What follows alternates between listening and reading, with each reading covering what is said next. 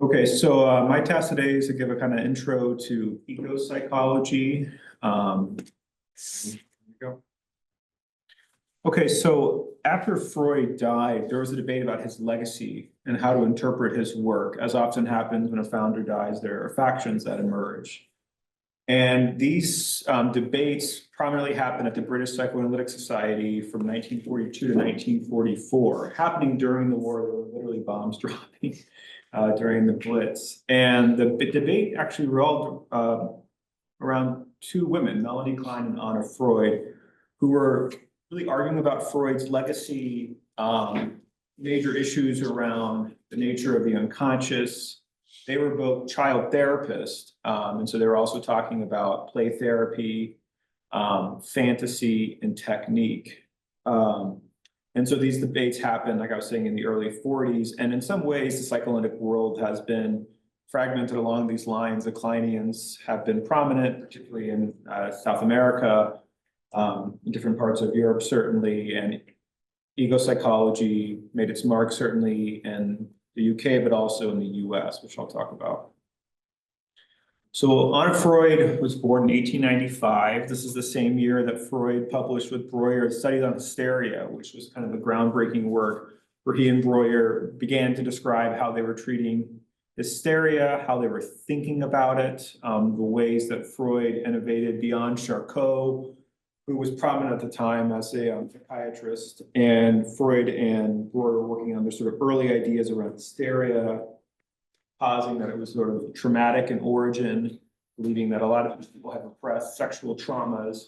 Later on, he would sort of revise the seduction theory and introduce ideas of childhood sexuality, sexual fantasy. In the early 1900s, I think the 3 essays on sexuality came out in 1905, in which he kind of revises his sort of notions of trauma. He never actually abandoned the traumatogenic theory that maybe hysteria is caused by trauma.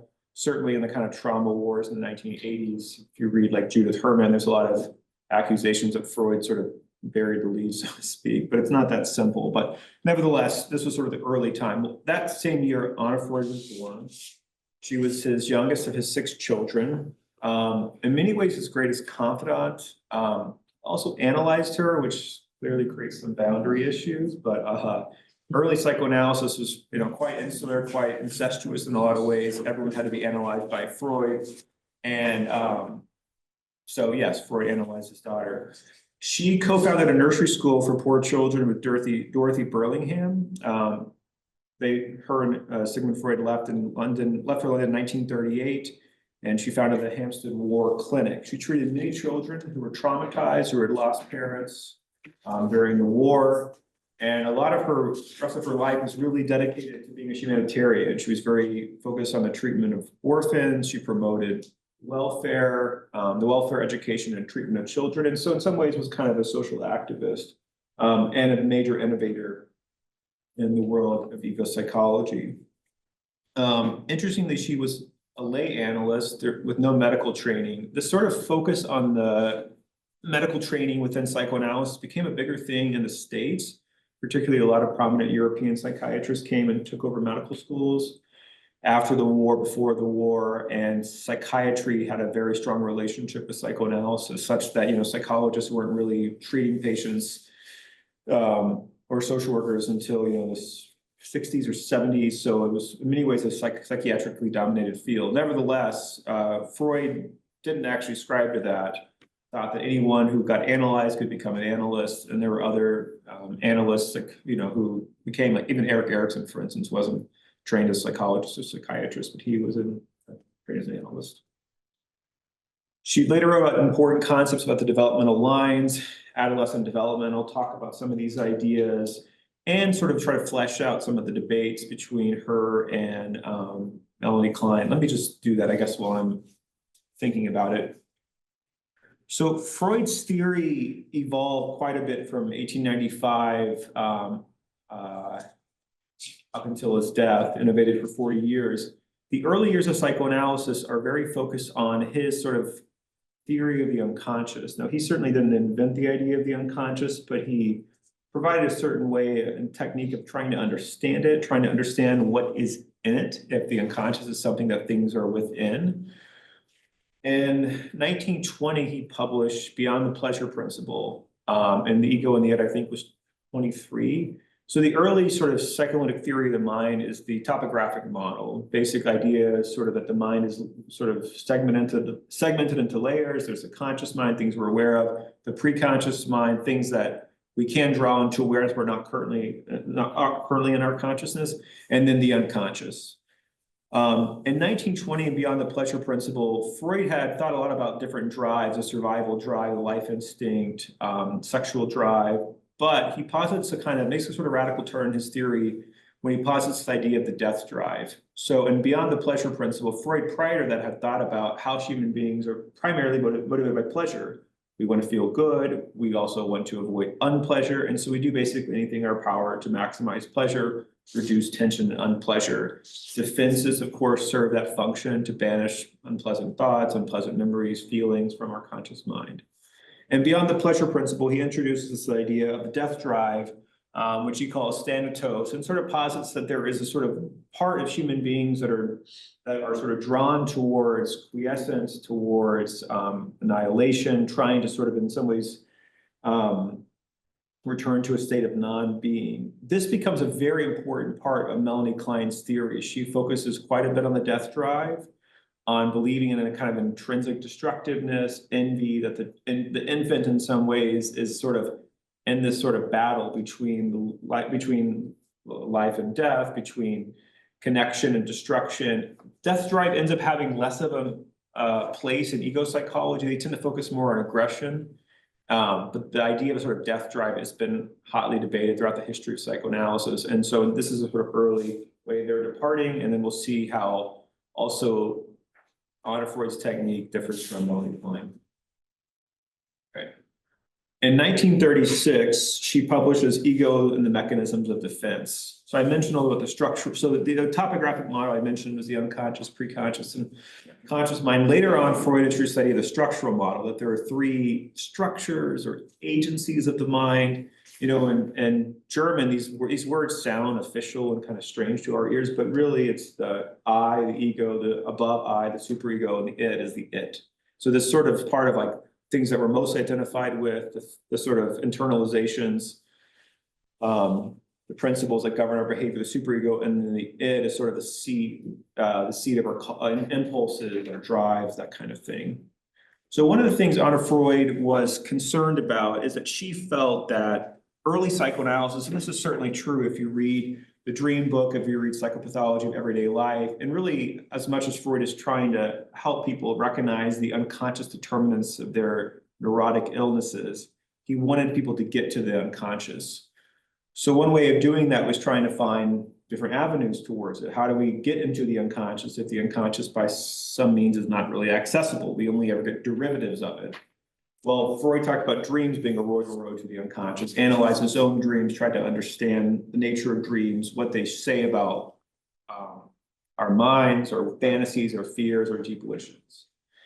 Another major innovation had to do with thinking about free association. What if you could have someone just say everything that comes to their mind? Because what if the mind is just a massive association network? What if really the way our minds work is that memories are linked to certain sensory images, to certain other kind of thoughts, and that there's a sort of network of associations, and that by having someone basically speak in an uninhibited way, we might begin to learn about what's sort of going on in their mind. Well, one of the things that Anna Freud worried about is that psychoanalysis is so focused on sort of liberating the unconscious that it was too id-centered, that it was too focused on just getting at the id, getting at sort of what's unconscious, that it failed to recognize the ways in which we have to work with all three structures to effectively create a psychoanalysis where someone can learn about their mind, not just about their impulses, but also about their ego, how they defend, and then also their superego, the kind of principles, the internalizations from the culture, from their family, the prohibitions that govern how we manage our desires. So the way she sort of saw the ego is that it was in the battle of subduing the invasion of id impulses, while also sort of balancing the superego demands and then having to deal with reality. And the ego is trying to maintain a kind of homeostatic state, trying to maintain balance, managing anxieties, marshaling defenses, trying to help the person navigate as successfully as possible. She distinguished between defenses that are addressing internal threats versus those addressing external threats. And I'll talk a little bit about how she thought about that. Again, if there are questions along the way, feel free to interrupt. I do have a question. Sure. Do any psychoanalysts practicing now like use a classical model like that, like the Superego, like is that still accurate? Yeah, and some more classical institutes, certainly people like Paul Gray, Fred Bush are kind of modern ego psychologists, modern conflict theory, structural theorists think in this term. I can talk a little about maybe more contemporary stuff at the end of the lecture. But yeah, I know there are certainly people, there's a divide in American psychoanalysis between like classical institutes and more relational ones. But I think in the more classical institutes, you'll see ego psychology still be represented. Okay, so I mentioned two types of defenses. The way, I should say Stephen Ellman's book, When Theories Touch, was big, influential for this lecture I'm preparing. I read other books as well, but that one in particular, I think is one of the better books on comparative psychoanalysis. It's super long, it's like 700 pages, but it does a nice job of kind of integrating a lot. And it's like, if you read Freud and beyond, it's like much more advanced than that, but it's kind of it's a very intense, but I think good distillation that's balanced around contemporary psychoanalytic theories. Okay, ego inhibitive defenses. So Anna Freud distinguishes again between ego defenses that are more worried or managing internal issues versus external ones. So ego inhibitive defenses are driven by the inhibition of an ego function. For instance, repression includes an inhibition of memory. Someone forgets a traumatic experience.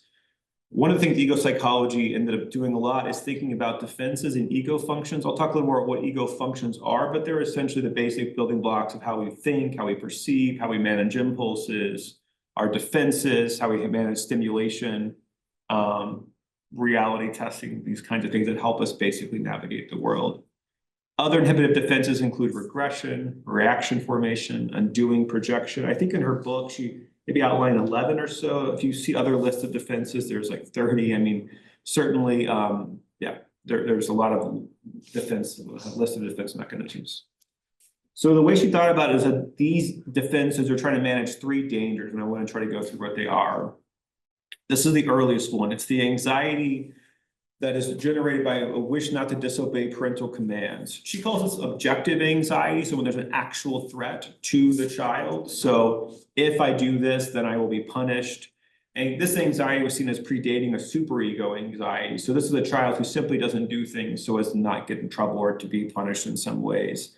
This is before the superego becomes an issue. So the next is an anxiety stimulated by the superego. So rather than feeling like I'm going to get in trouble if I eat this, now I will feel guilty if I disobey my own internal values, my own internalizations of the parental voice, the cultural values, and the superego fears the intrusion, like I said, of id impulses into the ego, which leads to sort of prohibitions. So there's the issues around external barriers to sort of I'm gonna get in trouble, then the internal ones. And finally, there's anxiety that arises from the strength of instincts. So during crucial periods, let's think about adolescence in particular, young adults, adolescents are often experiencing an upsurge of drive, pressure, sexual drives are coming online much more strongly, aggressive drives, and at times the ego is overwhelmed by desire, by the intensity of longing, feeling sort of like they can't contain their impulses or desires, and also trying to manage the freedom of being a young adult while also not having quite the ego functions and inhibitions to manage all that freedom. You know, this is why obviously freshmen in college sometimes go wild because they have difficulty managing the freedom and having all these desires that they may not be able to manage successfully or have the social skills to know how to modulate.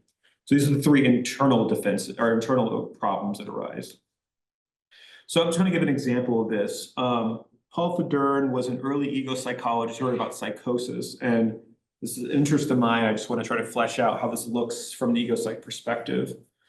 So if you read his work, one of the things he talks about, which I think makes some sense, is that in psychosis, one way of thinking about it is that the ego is sort of being invaded by id impulses. If you think about what people think about when they become very psychotic, it's often stuff of nightmares. It's tremendous fears. I had worked with someone who has fears of being murdered at night and slept with a machete under his bed, thought he was going to be killed.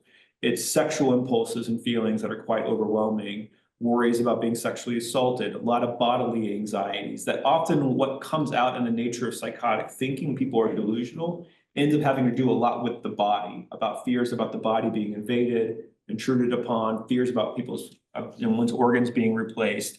So the ego is deluged by id impulses that bubble up and lead to a breakdown of secondary process thinking. Freud had this way of talking about primary process thinking. This is how the id thinks, which is sort of like the logic of dreams. If you notice your dreams aren't very rational, there's contradictions, time doesn't make sense, contradictory things emerge. The distinction between wish and action is not honored. So there's a breakdown of sort of ego-id boundaries. And then also Freud talked about outer ego boundaries. Self-world boundaries also become pretty confused in psychosis, where it becomes unclear where I begin and where the world, or where I end and where the world begins. This is why people often have a lot of issues with merger, getting confused about, am I thinking that? Are you thinking that? If you think about ideas of reference in some ways, there's a sort of confusion around what's in my mind versus what's in your mind. These boundaries are breaking down.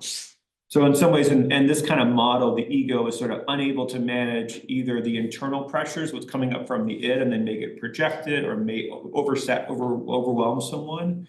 So these drives are kind of unruly, leading to a kind of very internal instability. And then the outer ego boundaries are also fluid and confusing. I actually worked with someone once who told me he couldn't drive. And it was interesting. There wasn't a perceptual or visual problem. The problem that was mentioned was that he couldn't extend his body boundaries to the bumper of the car. If you think about this, there is a kind of fluid boundary in our own bodies. Like when we're in a car, or, on a ship, for instance, the sort of ego boundaries are extending and they're vacillating. He had some trouble doing that kind of move, which I thought was interesting. He couldn't actually somehow have a kind of fluid maintenance of that boundary, and therefore driving was quite difficult. Okay. Ego restrictive defenses. So the inhibitive ones are basically where I shut down some of my own thinking, and registration of certain feelings, projection. I can't notice my own impulses, so all of a sudden they're outside there. Ego restrictive defenses are when the ego sort of basically hides out from the world. So denial is an obvious one, where the ego just sort of avoids noticing something. What Sullivan called selective attention. Another one would be the moral defense, where this is Fairbairn's idea, where a child who's dependent on another sort of doesn't actually register what's going on. And then avoidance would be a classic one, where an agoraphobic patient who's scared of the outside world doesn't leave the home, and therefore doesn't actually encounter the things that are scary. So restricted defenses keep someone kind of isolated from the world, whereas inhibitive ones kind of block our own internal registration. Okay, so I want to talk a little bit about defenses. This comes from Ellman's book. First thing he poses sort of, are all defenses unconscious? I think this is an interesting thing. To a large extent, they have been thought of as unconscious mechanisms. And I think there's a question around how much awareness we have of our maneuvers.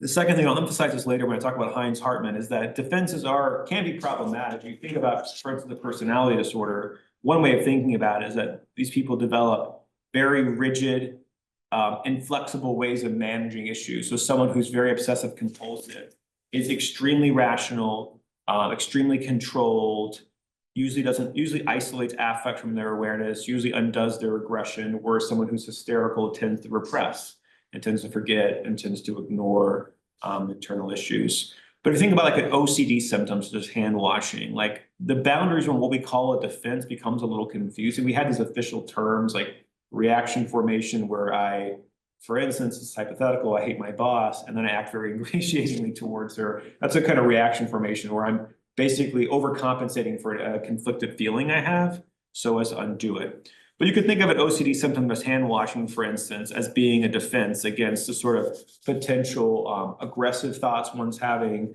And then there's a way in which it wards off. One thing that Charles Brenner wrote about a lot was how everything in some ways is a compromise formation, that defensive behaviors are always an effort to sort of satisfy both an effort to block anxiety and also an expression of a drive. So hand washing, for instance, might help me rid myself of aggressive thought, but at the same time, I also might be expressing aggression towards people in my family, because in some ways, by washing my hands for so long, it takes me away from them or prevents us from going out to the car because I'm washing my hands so much. So there's a way it can serve multiple functions. It's not just one thing. It's also worth noticing that in Anna Freud's book, she doesn't mention some of Klein's defenses, which become pretty popular. You hear about these terms used a lot at work. Splitting, projective identification, these sort of terms, these are not part of Anna Freud's vocabulary. And Klein was always sort of focused on more psychotic or borderline defenses. Okay, the other big thing that she contributed, this is a paper in 1963 that was published in Psychoanalytic Study of the Child, was this idea of developmental lines, where she tried to think about how, in the course of normal development, human beings are going through different stages of development. So she lays out 6 developmental paths for the ego and the id. The first is moving from dependency to emotional self-reliance. There's the issue of settling to rational eating, ages 0 to 3.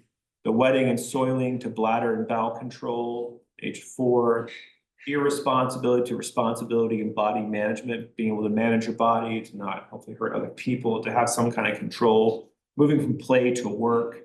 And then also move from egocentricity to companionship. If you think about Piaget's ideas around decentration, he's similar. He was thinking about how the child moves from thinking everything is sort of has to do with them, and that the world is sort of reacting to them, to recognizing that we're just part of the human community.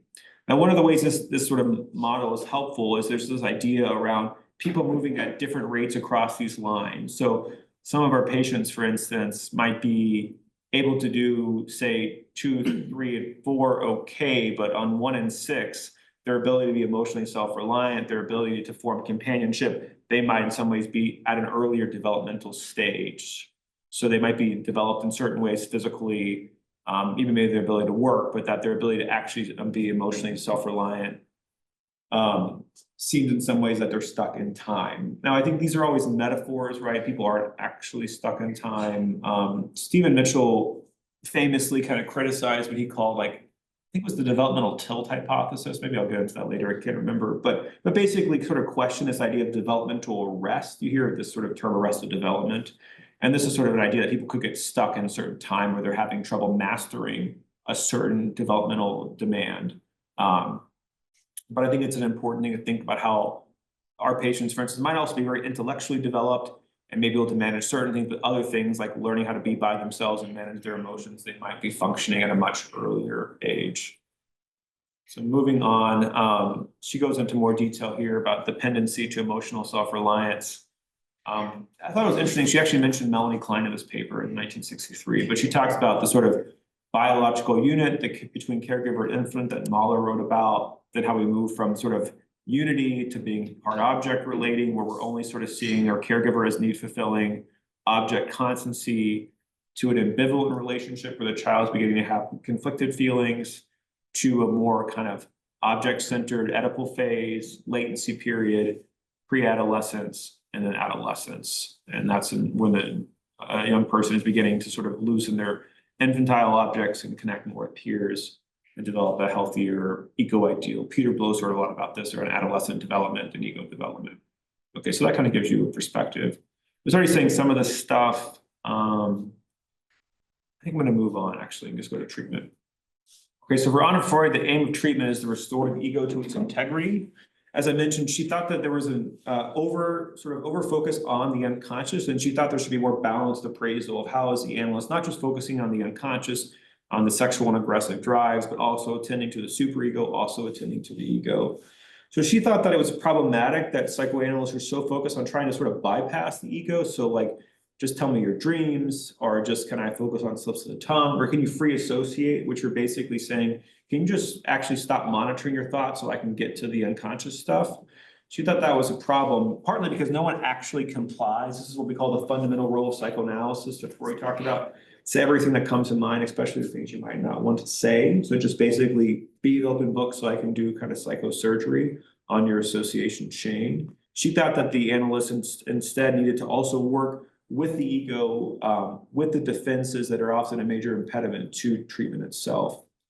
Also, regarding the transference, I thought this was interesting. She thought that there was too much focus on the erotic transference, and that that the focus in the transference should also be reconstructing the ego, the conflicts within the ego, and again focused on more than just kind of the unconscious sexualized elements. She also talked about the importance of detecting the working of defenses within the free association process, which is kind of difficult. So like, just think of an example. Say you have a patient who's complaining about a conflict he got in with his wife over the weekend. And then in the midst of telling you a story, he suddenly says, "Oh, I just had a dream that came to mind." And then he starts telling you the dream. Now, the question is, when you're hearing this kind of shift in speech, the question is whether is telling you the dream a defense against getting into the conflict? Is the dream itself interrupting a kind of defensive process where I'm just kind of, say someone's just repeating the same damn conflict they talk about every week? And so in some ways the dream is the unconscious sort of coming forward. It's hard to know in the moment when someone's shifting gears. Is this a movement away from something, or is it a movement towards some kind of self-revelation? So she talks about this is challenging. I think we have to hear one of Freud's points, you know, when someone's free associated, you're kind of listening for what's new or what's novel, or new memories coming up, or new associations coming up. Yeah, so there's different ways of trying to think about that, but it's challenging in the moment to figure out, is this a defensive maneuver, or is more of the self coming online, or is the unconscious sort of speaking, and in which case we should follow it. So that's Anna Freud. I'm not going to move to Heinz Hartmann, who was lived from 1894 to 1970, grew up in Vienna.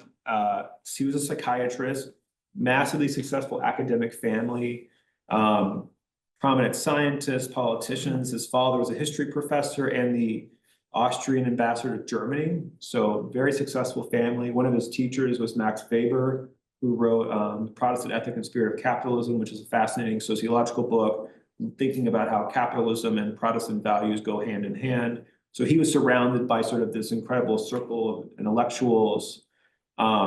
He was first analyzed by Sándor Radó, and then later actually was offered a professorship at Johns Hopkins. And Freud kind of seduced him by saying, "Well, I'll give you a second analysis if you stay in Vienna." And so he stayed and was analyzed by Freud. He then left Austria to escape the Nazis and landed in New York at the New York Psychoanalytic Society, along with Chris and Lowenstein. They are sort of very prominent ego-psychological theorists. He founded the Psychoanalytic Study of the Child with Chris and Anna Freud in 1945. It's still a prominent publication in the States.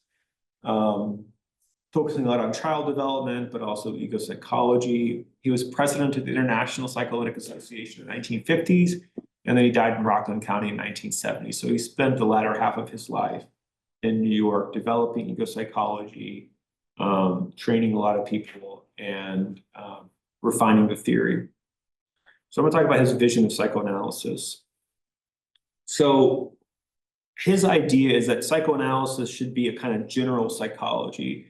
It should be able to sort of incorporate not just this sort of explanation of psychopathology, of mental illness, explaining neurotic disorders, anxiety disorders, but it should be able to help us understand the mind more generally, how normal personality develops, and then how people adapt to society. So he had an expansive vision that psychoanalysis should not just focus on pathology, but also on health, on development, and on society. One of the problems with Freud, according to Hartmann, is that, you know, essentially Freud was constantly innovating, constantly challenging himself. It was a lot of improvisation and change. So, but it wasn't systematized. So Hartmann wanted to systematize Freudian ideas. We'll talk about David Rapaport later in the lecture. He had a similar vision. Hartmann also was interested in analytic concepts being subjected to empirical scrutiny. He did research as a psychiatrist in Vienna on psychosis, on twin development. So he thought that these ideas should be tested and, you know, should actually be verified in the lab. So he wanted to ground psychoanalysis in biology, evolution, and adaptation.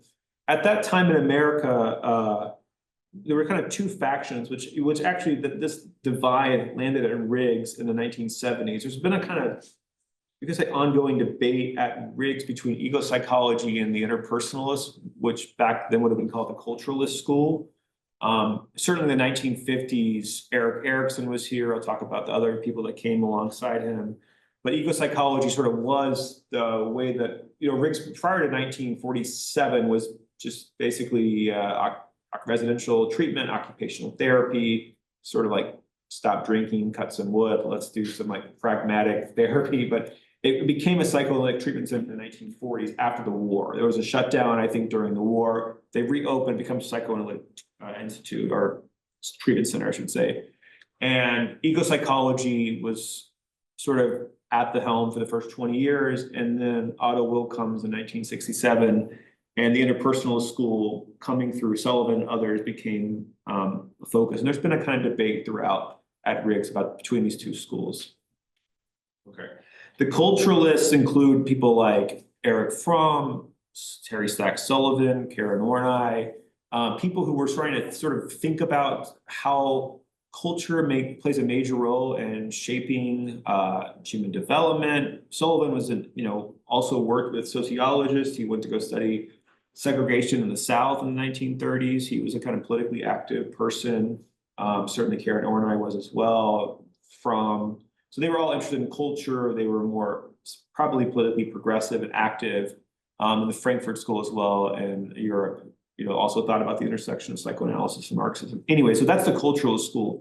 Ego psychology was much more about grounding psychoanalysis within science, within a biological theory, and sort of opposed a more kind of environmental look at human development. It was trying to think more about how we can ground this in scientific ideas and Darwinian ideas. One of the ideas that ego psychology created was a synthetic function of the ego, that there's a part of the mind that's planning, organizing, and coordinating behavior, which allows the child to survive and manage. Hartmann was influenced Renee Spitz, and also was influenced by his studies of hospitalism. This is sort of a sad research that looked at the ways that infants were more prone to die when essentially they were unmothered early on, that like early attachment really actually allowed for physical survival. And so trying to understand what allows for biological survival, what facilitates that and how that works. I think the other one is vision that I'll talk a little bit about is just also this question around sort of what is the nature of psychoanalysis? Is it a social science? Should it be in some ways doing research, or is it kind of a hermeneutic, a way of understanding and interpreting culture, a way of understanding speech? And there's a debate that I'll talk more about, a little bit about how we think about the sort of scientific status of psychoanalysis. What should it be subjected to? Should it play by the rules of the game that, say, psychology plays, and sort of just how we think about the nature of psychoanalysis as a science. So I'll get more into that philosophy of science stuff later. Okay, so Hartmann's book came out, Ego Psychology and the Problem of Adaptation, in 1937, highly dense, very dry, focused a lot on Darwin's ideas of adaptation, and the idea of the conflict-free sphere of the ego. Here's a quote by Hartmann. The task of man is to adapt to man and is present from the very beginning of life. Furthermore, man adapts to an environment, part of which was not, but part of which has already been molded by kind and himself. Thus, the crucial adaptation man has to make is to the social structure and its collaboration in building it. So we focus a lot on how we adapt, on how we also get along with other people, but the adaptation was seen as the kind of central task of human development. So one of the things he was interested in, again, is how the self evolves. He defined the ego as the organ of adaptation, synthesis, integration. It allows the maintenance of homeostasis. And this actually doesn't come from Hartmann, but it came from earlier ideas from Freud and others. It's sort of thinking on different types of adaptations we can make. We can make an autoplastic adaptation, auto meaning self, where we change the self, plasticity, having to change, how we change the self to meet our environment. So if I want everyone to love me, maybe I should be in a more welcoming environment, or but I'm in a cold environment, I should try to reduce those needs. Or an alloplastic adaptation, which is changing the environment to meet the needs of self. If I want more validation, then I probably shouldn't be in a place that's cold, or just going to a new environment altogether and trying to find other ways of engaging. But there's different ways of adapting the self to meet example. So one example that I heard from the testing director back in the 90s, Dick Ford, who was here in the 70s, was this story. I never know really what's apocryphal and what's actually real, but he told a story about Otto Will, who I mentioned earlier, was the medical director in the 60s, up from like 67 to 78. He was analyzed by Harry Stack Sullivan and Frieda from Reichman. So he kind of came from the Sullivanian tradition, and he was famous for treating people who are psychotic. So one thing Dick told us is the story that has never left me, which is that Otto Will had a patient I think it was here, who only whispered, just whispered. And he couldn't hear anything she said. And so he spent months and months gradually inching his chair closer, closer, closer, closer, until he's eventually sitting at her feet and basically totally adapting in a sort of non-impinging way to sort of hear her. He loved also The Little Prince, that French short story, talking about sort of the sort of tension around attachment, connection, and loss. But it's always stood out to me because on the one hand, it's like kind of beautiful and romantic around this sort of therapist being so sensitive, so sweet. But in other ways, it's always been on my mind. It's like, why didn't he ask her to speak up? Or why didn't he ask her, do you not want me to hear you? And the questions sort of always that I think we're having to ask about our adaptation is, how much do we adapt to the person's needs? How much do we ask them to adapt to our needs? And the realization that there is always a negotiation in every relationship. You know, if I'm talking too quickly now, you can tell me to slow down. If I want something from you, I can ask you to modify your behavior this way. There's constantly mutual adaptations. And I think on some level, we don't want to give people an illusory sense of omnipotence, because we don't want, by creating this environment, we're not socially engineering it so they never have any frustration. We try to be real as much as possible. So we have to frustrate that childlike need for omnipotence and have them sort of adapt to real world demands. At the same time, we're also allowing for a kind of regression, allowing them to show us the messier, more infantile, childlike parts. So in some ways, we are kind of meeting these early regressive needs. And there's always this issue around how much do we ask of them versus how much do we kind of adapt and allow them to show us these parts of the self that they're probably hiding out in the real world because it's not safe, for instance, to want everyone to love you and to demand constant attention when you're out there. That's not going to go well. But we try to find that negotiation with each other.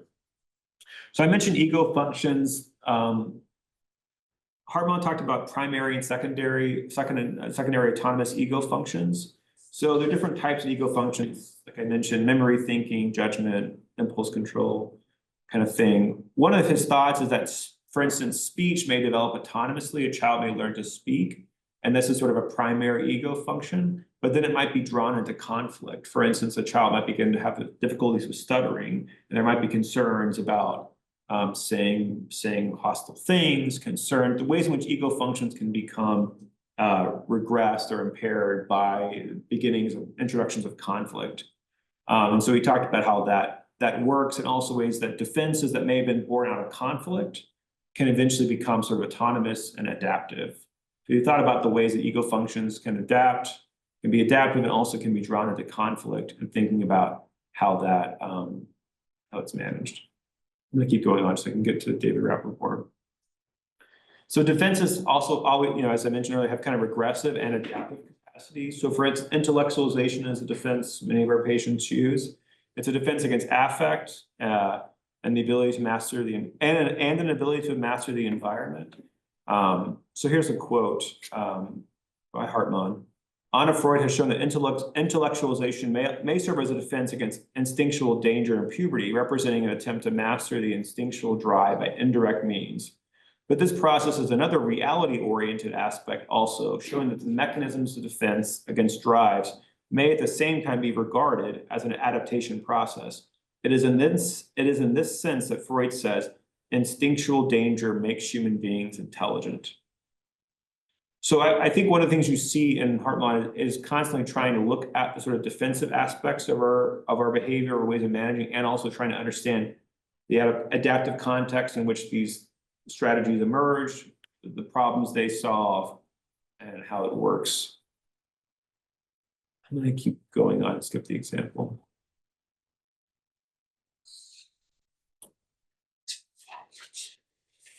So Hartmann wrote this paper called The Metapsychology of Schizophrenia in 1954. Again, like most of his papers, it's quite technical and a little difficult, but I'll try to just explain some of these ideas so you can think about, see how he applies some of this clinically.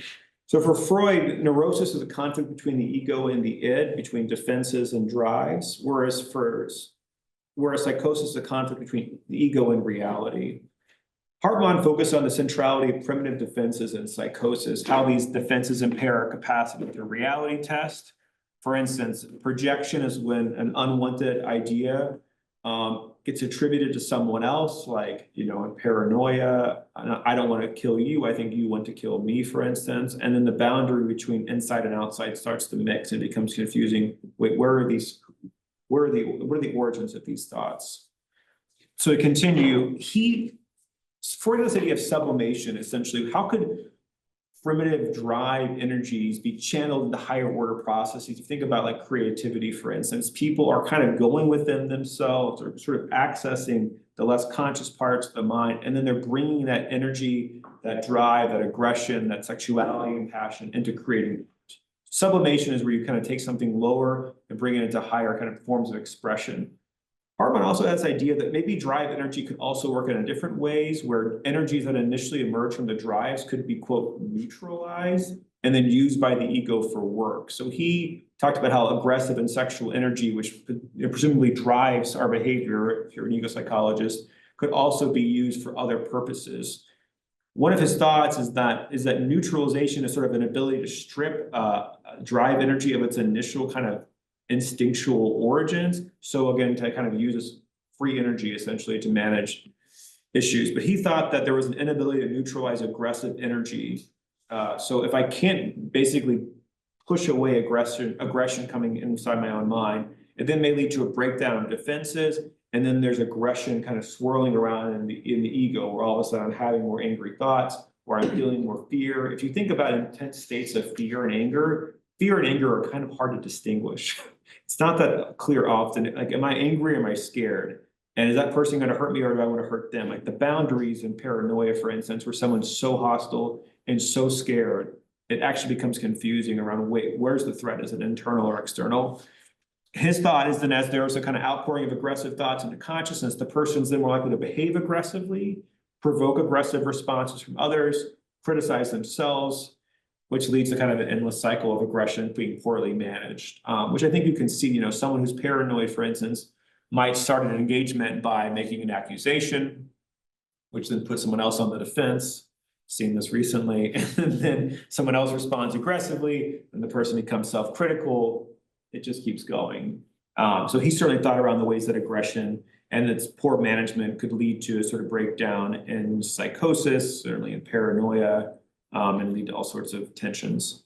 And then often a kind of ruthless self-criticism as well. One thing that's important to notice is he didn't just think that it was just a sort of biological given. If you read Hartmann, if you read Melanie Klein, there's certainly, it's a mistake to think that psychoanalysis just believes that like everything is caused by the environment, by parenting. They sort of thought that for people who may be vulnerable to extreme mental states, that there was a kind of like inborn temperamental sensitivity to aggression or a tremendous amount of aggression, and that it was sort of a combination of biological and environmental factors. Okay, I already need to mention paranoia. I'll keep going. The other concept that he introduced around development had to do with the average expectable environment, which is sort of like, what are the necessary environmental inputs that facilitate growth and maturation? One of his big things is that a mother, caregiver, helps an infant regulate stimulation. You know, when a child is born, they're often bombarded by all sorts of sights, sounds. They have no language yet to kind of register and contain their experiences. There's a lot of things that parents are doing early on is managing external stimuli, light, sound, and, you know, internal issues around the body, around gas, feeding, of course. And so the mother is sort of serving as a kind of external regulator of stimulation. And so that basically, if the mother functions and provides a kind of average expectable environment, then maturation will just go on its way. This is kind of similar to Winnicott's idea of the facilitating environment or good enough mother, but it's a little more focused on, because both sort of focus on how environmental impingements disrupt natural maturation. You know, Winnicott's idea is like, if the caregiver like doesn't get in the way that much, then this sort of basically false self will need to develop, because the false self in his theory is all about managing impingements. If I'm demanded to act a certain way, then I will develop a sort of managerial self, false self, to kind of ward off intrusive others. I thought this was interesting. This is a letter from Winnicott to Anna Freud in 1954. He wrote to her, and there's a great biography by Rodman on Winnicott, if you ever want to read a good bio on him. We all missed you at the meeting. My paper produced a really interesting discussion, I believe. My aim will be now to try to correlate my ideas with those of Chris and Hartmann, as I feel when I read what they have recently written, that we are all trying to express the same things, only I have an irritating way of saying things in my own language instead of learning how to use the terms of psychoanalytic metapsychology. I'm trying to find out why it is that I am so deeply suspicious of these terms. Is it because they can give the appearance of a common understanding when such understanding doesn't exist, or is it because of something in myself? It can, of course, be both. So you can see in some ways Winnicott, who also thought about early development, was connected to these thinkers, but also had his own pithy, interesting ways of speaking that aren't so dense and sterile. The other thing that Hartmann developed was this idea of ego autonomy. So if you read kind of Freud, how Freud thinks about development, there is this whole idea that essentially the ego emerges out of conflict.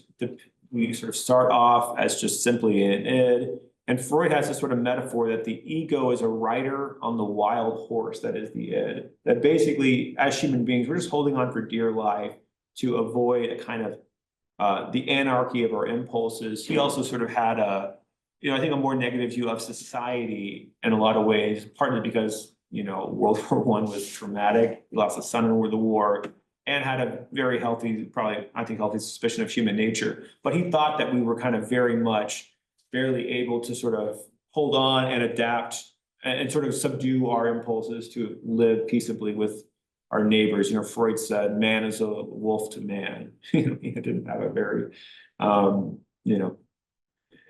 positive view of human nature.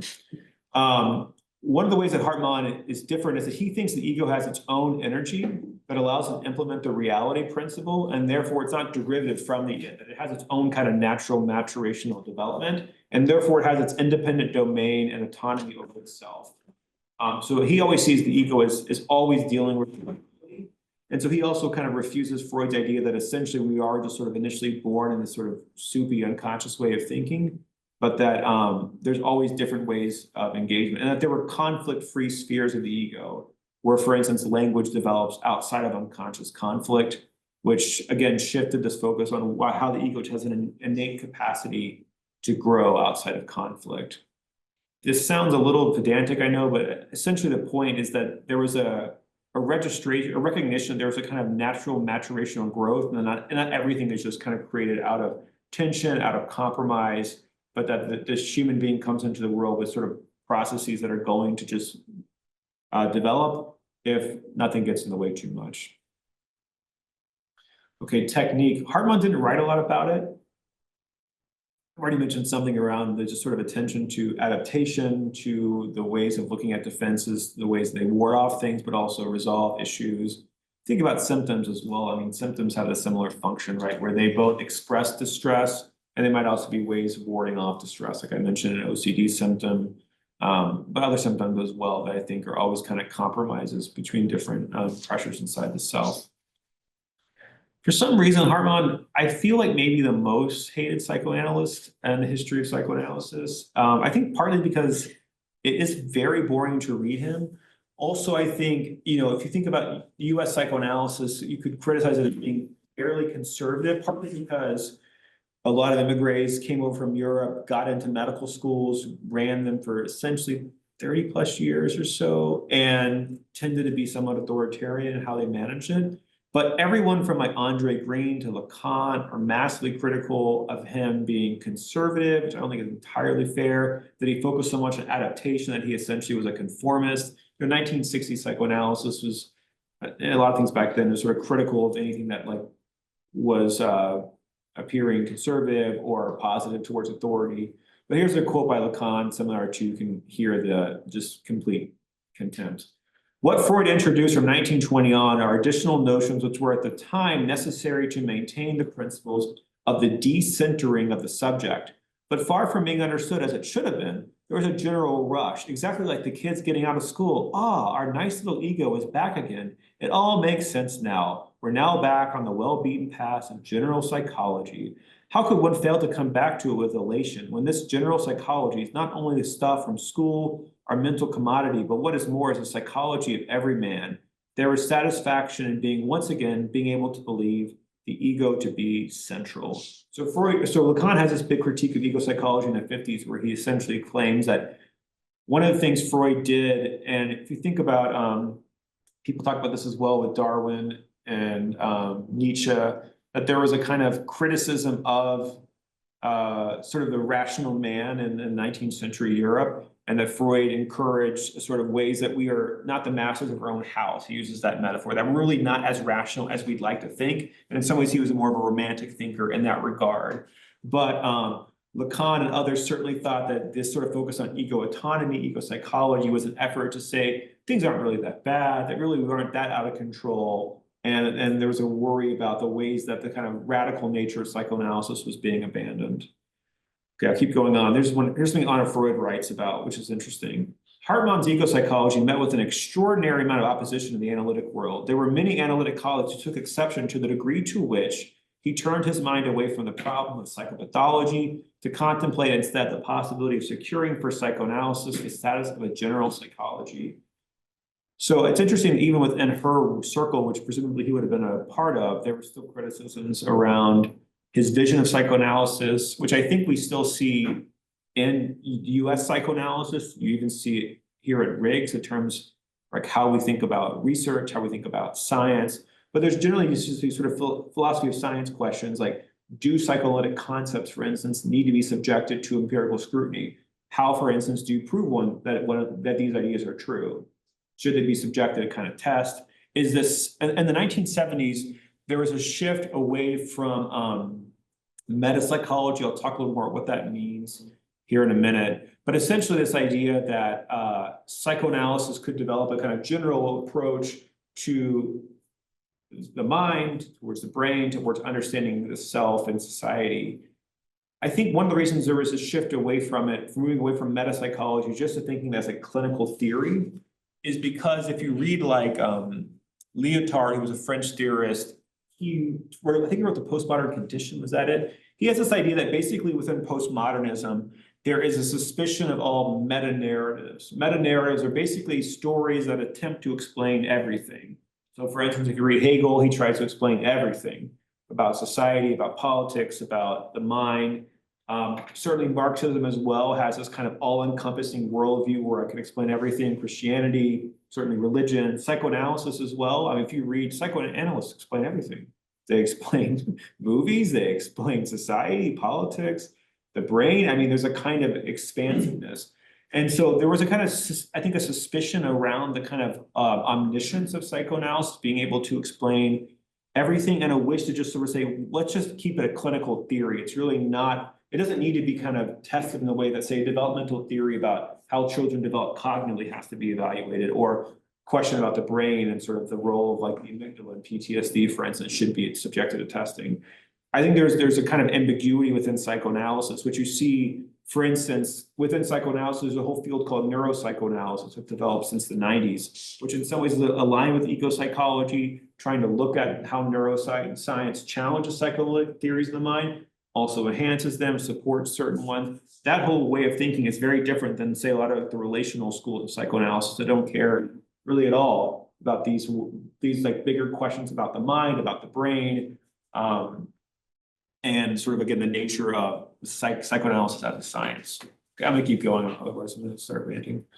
Okay, the last person I'm gonna talk about is David Rapaport, 1911 to 1960. He was here at Riggs actually for 12 years, died at the Lion's Den, unfortunately, at a young age. So he got a PhD in psychology and philosophy at University of Budapest in 1938. He studied under Schiller, who was influenced by Freud and Kurt Lewin. Schiller was very interested in thinking, and I'll talk more about that. Rapaport was Jewish. He was active in Zionist organizations, helping Hungarian Jews escape to Palestine during, in the 30s. And he met his wife while living on a kibbutz in Palestine from 1932 to 1934.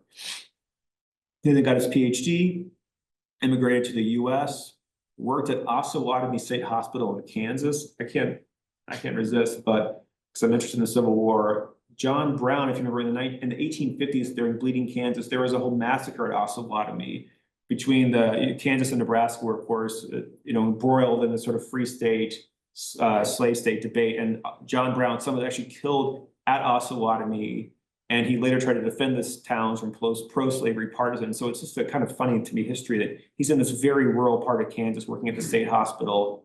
It would have been, I guess, 80 years later. So he's sort of in this random part of the Midwest after being from Budapest. He's then moves to Topeka, where he is at the Menninger Clinic for, I think, about 8 years. He was chief psychologist and research director at Menninger until he came to Riggs.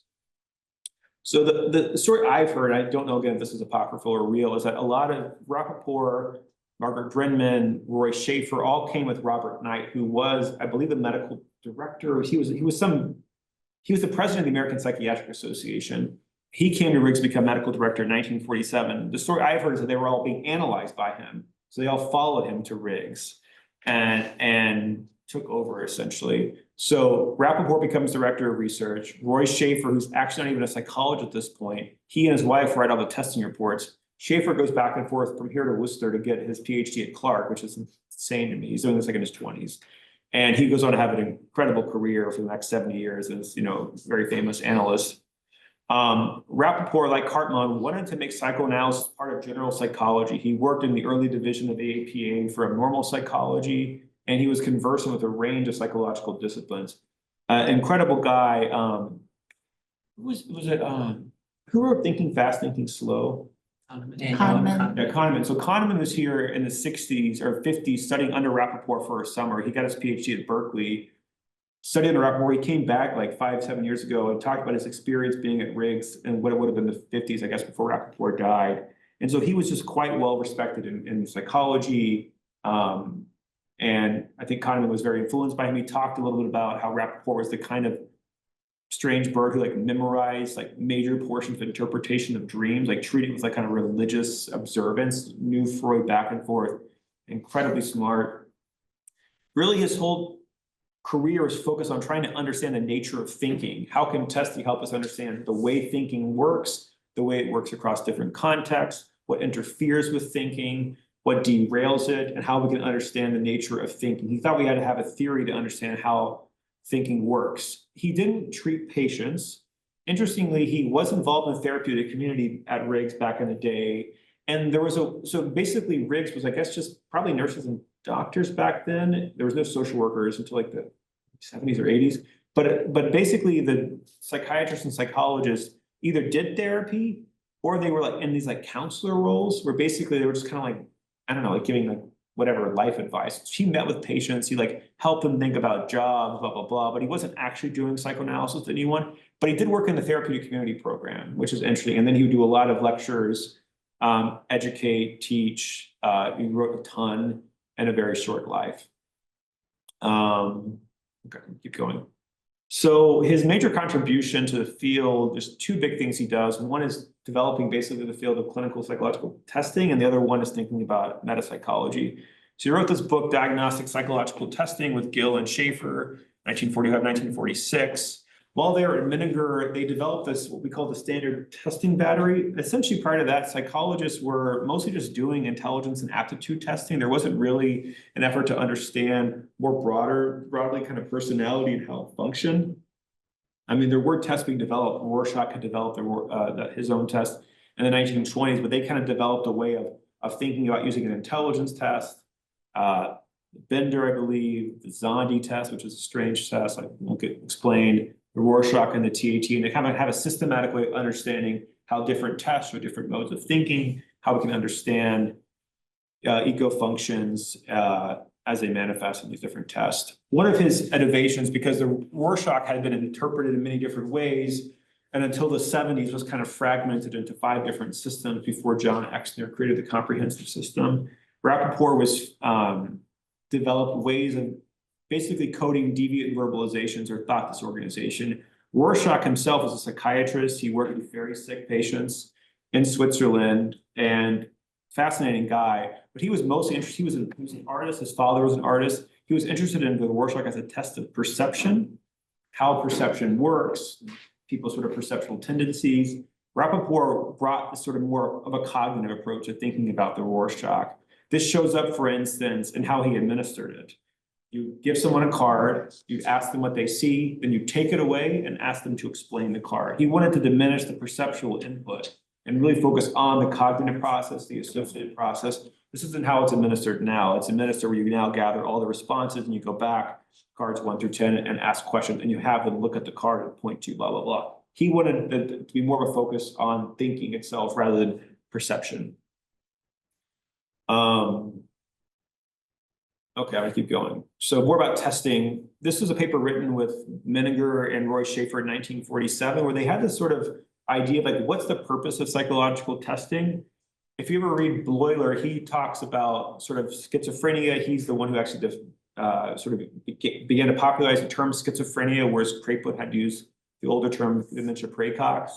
One of Bloiler's ideas is that there are primary and secondary symptoms within schizophrenia. The secondary ones are the boring ones we talk about in the DSM, delusions, hallucinations, blah, blah, blah. These are not that interesting, and they're actually not even that distinct to schizophrenia itself. Other people can have hallucinations. The thing he was really interested in is thinking about the underlying ego disturbances that give rise to symptoms. And so one of the thoughts they had is, what if we could figure out, because testing is really not really analyzing symptoms per se, it's analyzing the ego functions, issues of memory, reality testing, thinking, impulse control, defenses, the kind of things, the underlying organization of how the mind works. What if we could study the kind of primary disturbances that then eventually will give rise to these secondary problems? So it can in some ways be a kind of early detection screener. If we know, for instance, how someone with schizophrenia looks on the Rorschach when they're totally decompensated, they're symptomatic, and trace the kind of functional disturbances, maybe we could see how those disturbances might show up before someone develops an full-blown mania, full-blown psychosis.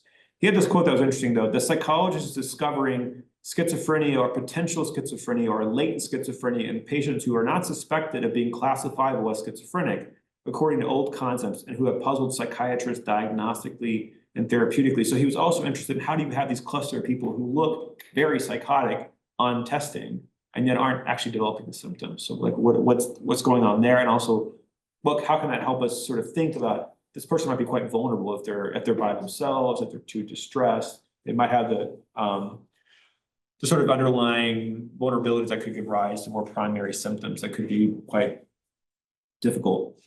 Here's another quote by Rapaport. Each individual has a private world which is structured according to the organizing principles of his personality, and projective testing studies these organizing principles by inducing the subject to bring them to bear upon more or less unstructured material, incorporating it into his private world. So he was really interested in the kind of fundamental principles of the personality, how they show up and how someone engages a task, stories they tell, not just what they say, but how they're doing it, the kind of personal way they're going to tell us the story or the way they're going to engage with the test. And he points out, for instance, the psychologist who expects to find in the Rorschach direct manifestations or projections of the content of the patient's problems will be sorely disappointed. He was interested, again, in the kind of structure of the mind, how the personality is organized, not so much in using these tests to kind of have like a, I don't know, a front row seat to like dreams or conscious associations. We're learning about the kind of organizing structures of the personality. So it's again how the mind functions, not necessarily the content of the mind itself. One of the other contributions to the Rorschach that he creates is this idea of distance. He described how, for instance, on the Rorschach, how does someone relate to the ink blots itself? What's the distance that someone takes? The distance has to do with how close the associations stick to the perceptual reality of the blot, and when they diverge quite a bit, which we would call, like Rorschach speak, a deviant response that's sort of going way off kilter. So he talks about two distances. The one is the associative distance, where you might show someone a Rorschach card, which say, like, for instance, might look like an elephant. And they mention the elephant, but then they're telling you about the time they went to the zoo and their mom's experience of elephants and their trip to India. And it's like completely associatively distant from the actual perceptual reality. They're just in kind of fantasy world and it's completely disconnected. So that's kind of an associative distance. And then there's an interpretive distance where someone embellishes a response with way too much abstraction, detail, or significance. There's basically too much fantasy. For instance, here's an example from a pretty psychotic patient. This is about card 4. It's found its place, it's found its role, it's satisfied, it's submitted, it's found happiness because it's submitted. But with the pride of submission, it doesn't understand its defects. It's enlightened in a kind of ugly way. This is a highly unusual response because it's sort of personifying the ink blot, treating it as if It has all these internal states, which of course are just projections of probably his own conflicts or her own conflicts on about submission and happiness and superiority. But this is a kind of interpretive distance where basically someone's kind of losing sight of the task, or someone is like, oh, that looks just like my aunt, blah, blah, blah. And you're like, that's, you know, highly personal and a little bit of loss of distance from the task we're doing, which is what might this be. Okay, the other big contribution he makes, this is where I'll stop, is metapsychology. So he published this book in 1960, I think right before he died, called The Structure of Psychoanalytic Theory. Metapsychology was defined by Freud as the assumptions upon which psychoanalytic theory is based. Like, what are the kind of grounding axiomatic ideas that allow us to then classify and systematize psychoanalysis? You know, if you read philosophy, for instance, there's kind of divides between continental philosophy and analytic philosophy. Continental philosophy is more popular in France and Germany on the continent, and this is sort of what, you know, different traditions like phenomenology, hermeneutics, existentialism, post-structuralism, all this stuff kind of emerges. It's more thinking big questions about society, about being, about metaphysics, whereas analytic philosophy, which is more popular in the UK and the US, is more about like symbolic logic, about trying to figure out the sort of what's the philosophy of mathematics, how does mathematics work, how do we kind of figure out the sort of ways in which mathematicians can do their theorizing within a kind of understandable logical system of thought. That's sort of what Rapaport ended up doing, in my opinion. He looked at the kind of underlying assumptions and in this profoundly obsessive way tried to describe what these things are. So there are 5 points of view he outlines in this book: the dynamic point of view, the idea that there are psychological forces; the economic view, the idea that there are energies, psychic energies; the structural view, the genetic view, the idea that all phenomena have psychic origins; and the adaptive view. So I'll just give you a flavor of what it's like. You'll get a sense of how you wrote. This is the dynamic point of view. Definition: dynamic points of view demand that the psychoanalytic explanation of any psychological phenomena includes propositions concerning the psychological forces involved in the phenomenon. Assumptions: A, there are psychological forces. B, psychological forces are defined by their direction and magnitude, i.e. the strength and function of the drives. C, the effect of simultaneously acting psychological forces may be the simple resultant of the work of each of these forces. D, the effect of simultaneously acting psychological forces may not be the simple resultant of each of these forces. This is how the book is. It's like it's very kind of dry, interesting in a way, but also strange the ways he's sort of like almost mathematizing and formalizing psychoanalytic ideas around, in this case, different forces, different drives, how they're in tension, sexual drive versus the aggressive drive. And he's sort of trying to ground psychoanalysis into kind of a logical system. As I already mentioned, there was a kind of backlash against this way of thinking, and certainly challenges to trying to systematize psychoanalysis into a kind of, you know, hermetically closed system of thought. But that was what he was trying to do. Again, I think probably because he did believe in testing things empirically and wanted psychoanalysis to actually be subjected to empirical scrutiny, but also I think was trying to kind of create more of an organized structure to Freudian thought and to ground it logically. So I'm going to stop there.